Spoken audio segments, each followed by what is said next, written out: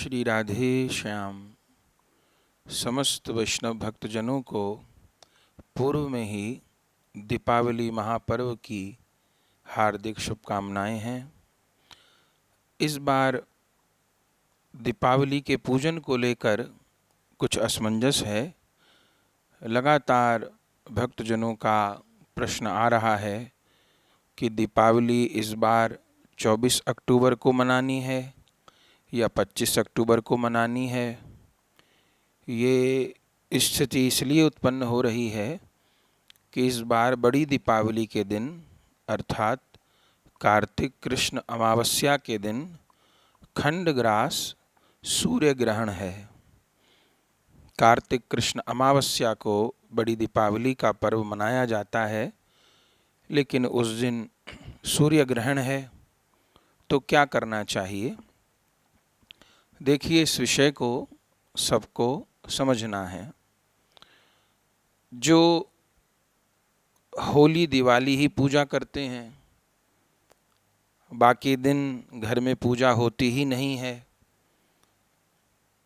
एक दिन दीपावली के दिन ही पूजा कर लेते हैं, फिर कभी किसी बड़े त्योहार पर पूजा करते हैं, तभी देवताओं को विराजमान करते हैं, और दैनिक पूजा आदि कुछ नहीं होती, घर में ठाकुर सेवा नहीं होती। उनके लिए ये कहना और करना ठीक है कि हम 25 तारीख की जगह 24 तारीख को ही बड़ी दीपावली मना लेते हैं। ऐसे उस दिन चतुर्दशी है, तो छोटी दीपावली और बड़ी दीपावली एक साथ ही मना लेते हैं। जो दीपावली का पूजन होता है वो हम 24 को ही कर लेते हैं।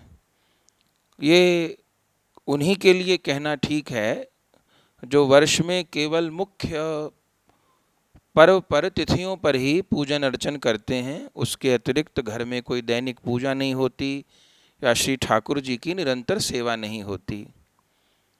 लेकिन जिनके यहाँ ठाकुर जी की निरंतर सेवा होती है, घर के मंदिर में दैनिक पूजा क्रम चलता है, उनके लिए कभी भी किसी भी दिन प्रभु की पूजन और प्रभु की पूजा करने का निषेध नहीं है। दीपावली के विषय में ये समझना होगा कि जो दीपावली का पर्व है, लक्ष्मी पूजन का जो अनुष्ठान है, ये रमा एकादशी से ही प्रारंभ हो जाता है।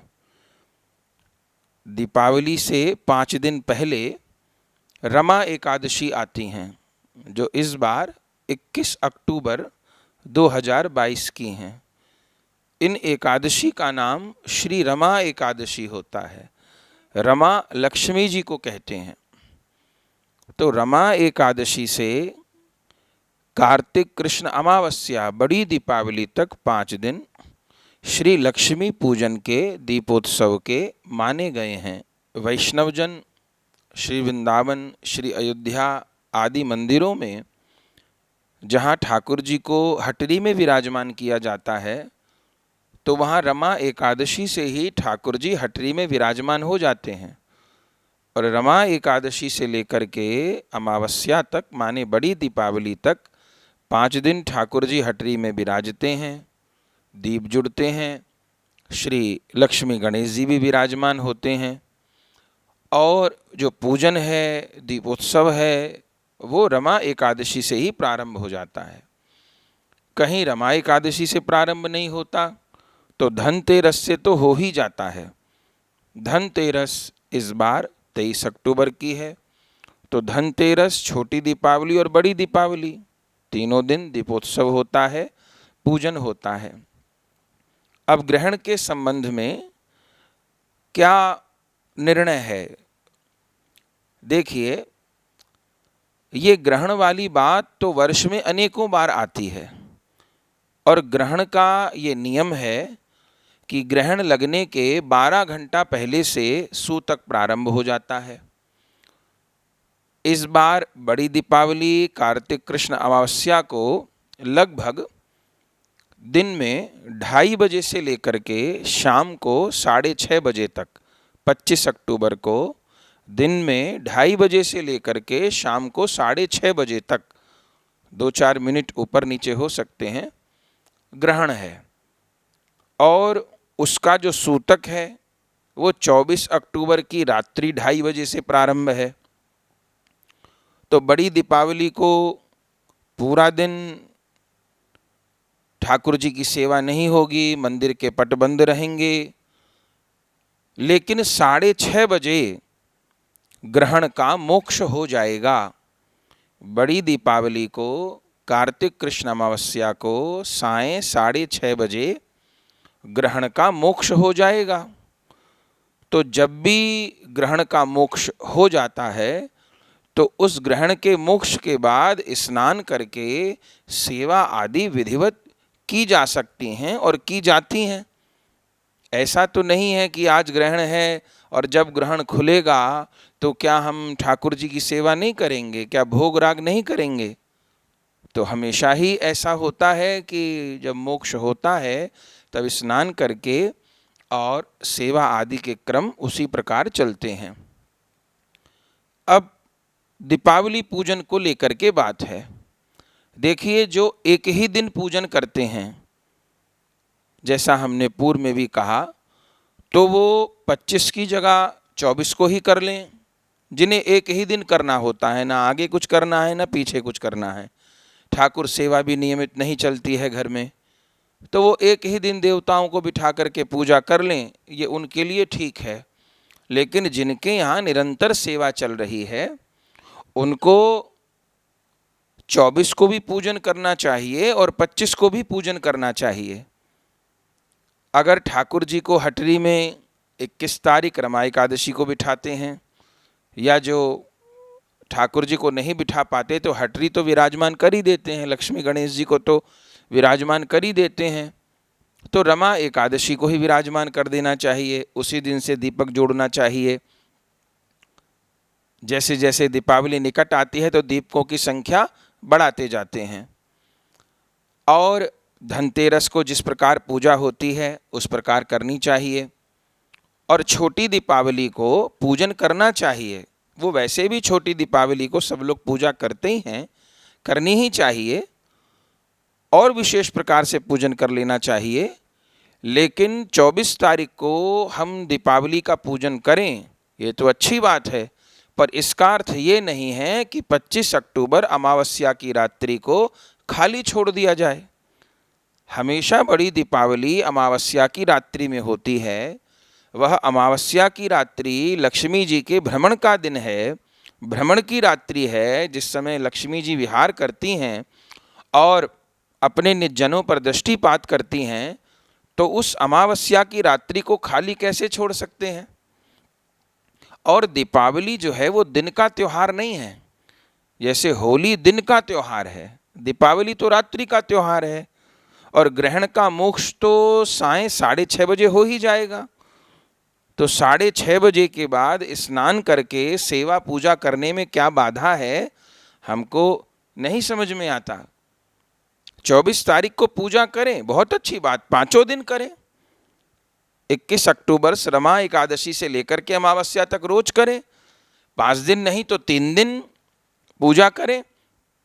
लक्ष्मी गणेश जी की अर्चना करनी है, करें। कनकधारा स्तोत्र का पाठ, श्री सूक्त का पाठ, लक्ष्मी स्तोत्र का पाठ, गणेश जी की अर्चना, ये सब करें।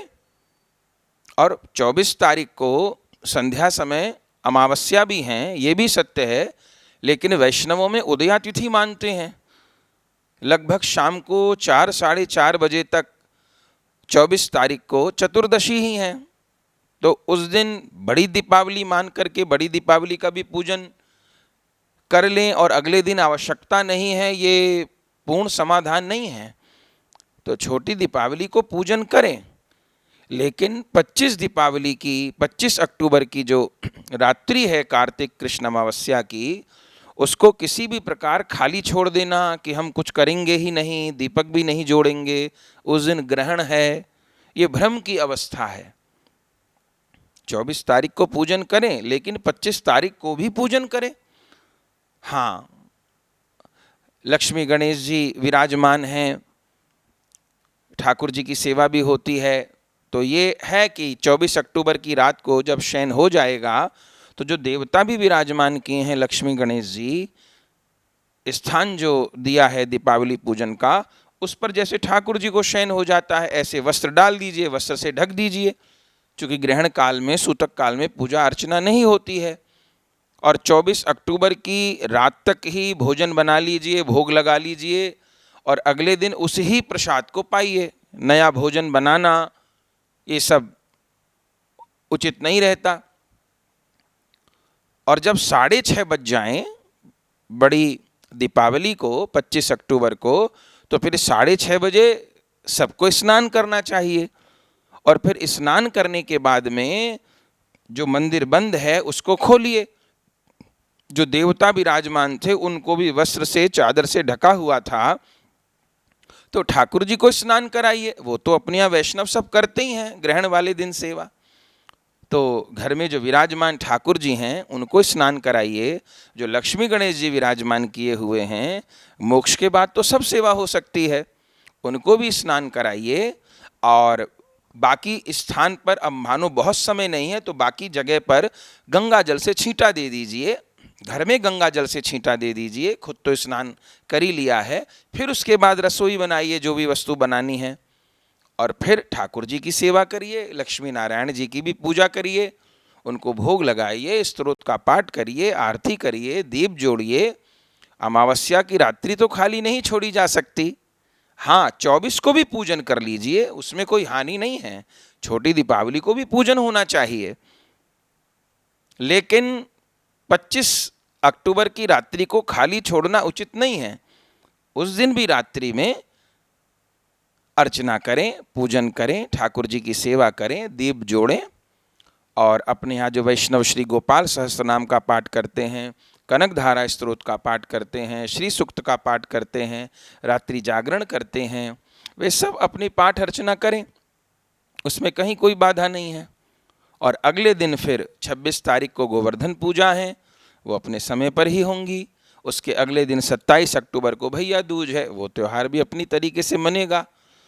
तो 25 अक्टूबर को ग्रहण है तो 24 अक्टूबर को पूजा कर लें, इसमें कोई हानि नहीं है, अच्छा है। लेकिन 24 अक्टूबर को पूजा कर ली है इसलिए 25 अक्टूबर को कुछ नहीं करेंगे, ये उचित नहीं है। क्या उस दिन 6:30 के बाद ठाकुर जी को उठाएंगे ही नहीं? उस दिन क्या भोग ही नहीं लगाएंगे? उस दिन फिर सेवा ही नहीं करेंगे? दीपावली का उत्सव तो रात्रि का होता है, तो रात में दीपक भी नहीं जोड़ेंगे, कुछ भी नहीं करेंगे, ऐसी बात नहीं है। हाँ, 6:30 बजे स्नान करिए, ठाकुर जी को स्नान कराइए। मंदिर में पूरी सफाई नहीं कर सकते हैं तो गंगा जल से छींटा दे दीजिए, जहाँ तक मार्जन कर सकते हैं वहाँ कर लीजिए। फिर रसोई को पवित्र करके सामग्री बनाइए, भोग लगाइए, स्तोत्र पाठ करिए, दीपक जोड़िए, उत्सव मनाइए। ग्रहण का मोक्ष हो जाता है तो सभी कुछ कर सकते हैं। हाँ, ग्रहण काल में, सूतक काल में श्री विग्रह को स्पर्श करना, सेवा अर्चना आदि कार्य करना, ये निषेध है। लेकिन ग्रहण के मोक्ष के बाद में कोई बाधा नहीं है, तो मन में संशय नहीं रखना चाहिए। और 24 तारीख को भी पूजन करिए, 23 तारीख को धनतेरस का पूजन करिए, 24 तारीख में भी पूजन करिए, लेकिन 25 तारीख को खाली नहीं छोड़ना चाहिए। तो ऐसा लगातार भक्तों का प्रश्न आ रहा था, तो इस प्रकार समाधान है। तो इस संशय में नहीं पड़ना चाहिए। तो खूब प्रेम पूर्वक आप पूजन करिए। बार बार आप सबको दीपावली महापर्व की बहुत बहुत शुभकामनाएं हैं। श्री राधे श्याम। प्रिय भगवत प्रेमियों, अगर यह वीडियो आपको पसंद आई तो इसको लाइक कीजिए और अधिक से अधिक शेयर कीजिए। परम पूज्य श्री गौरदास जी महाराज जी के YouTube चैनल को सब्सक्राइब करें। पूज्य महाराज श्री की कथाओं को सर्वप्रथम देखने के लिए बेल आइकन दबाना ना भूलें।